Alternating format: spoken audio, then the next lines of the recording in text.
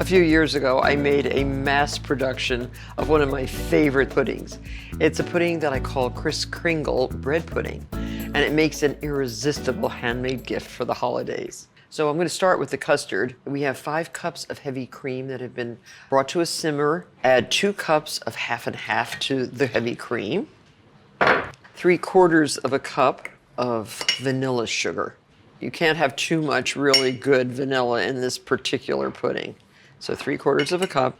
The zest of 1 orange. Use a nice bright skinned orange. And 2 cinnamon sticks.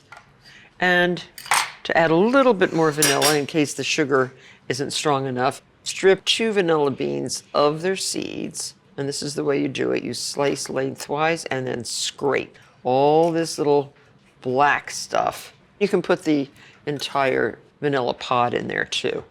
Okay, so let that simmer. Now the fruits themselves, we have apricots, peaches, pears, all dried, all perfectly beautiful. We'll put those in a little saucepan, and 7 ounces of prunes. And then the secret, 1 1/3 cups of very good brandy. Turn this on low and just let the fruits plump. Okay, so now the custard itself.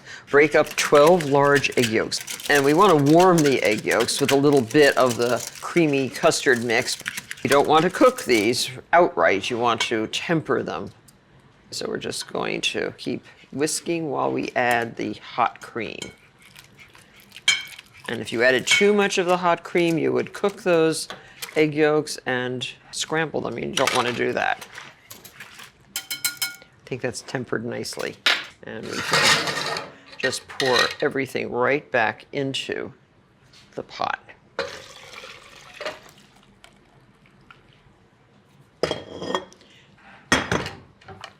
Turn the heat back on, sort of medium. You don't want it too hot because we do not want to burn or curdle. And it's nice to switch from the whisk to a wooden spoon because when the custard is thick enough, cooked enough, when you rub your finger down the spoon, it will leave a nice clean mark. So pour this through a sieve into a container. This pudding uses brioche. Very important to use a rich bread. So now pour the custard all over the bread. So there are 2 pounds of brioche bread cut into cubes in this particular recipe. This will make 2 puddings. And fluff this up. There's a lot of custard and the bread is soft. It's not day-old brioche. We use fresh brioche for this. I like the fresh. And mix in all of the fruit except for a little bit to stud the top.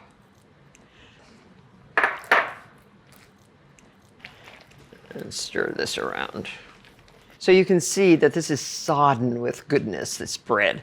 Just ready to put into 1 1/2 quart pudding bowls, buttered heavily and then sugared with vanilla sugar, each of the 2 bowls. So now divide the bread in half. I'm going to put a scoop into each bowl. Put it right next to it. Just one of the most incredible puddings you will have ever tasted. And I don't say that lightly, I mean it. Add that leftover fruit to the top. Just put pieces here and there on the top. Just stud it. You can order dried fruits online.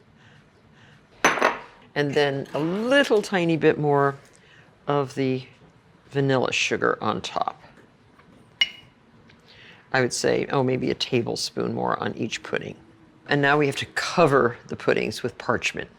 So a round of parchment, buttered on top, and the other one, just like that. I like to use another piece of parchment. And parchment, if you wet it, just soak it in some cool water. It gets soft, malleable, and you put this over the bowl so it's not so stiff and crinkly.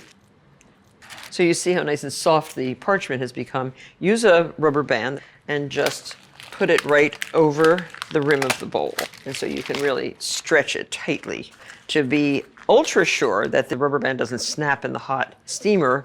Tie securely with a piece of cotton twine. This is butcher's twine. And I tie a bow so I can easily untie it.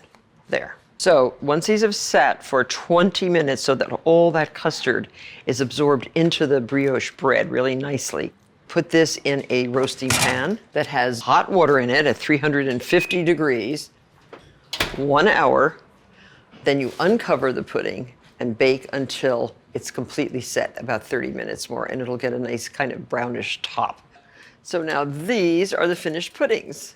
Wow, do those look amazing. You can serve them hot, warm, cold. And I always love to serve the pudding with my mother's favorite sour lemon sauce. This sauce is utterly delicious.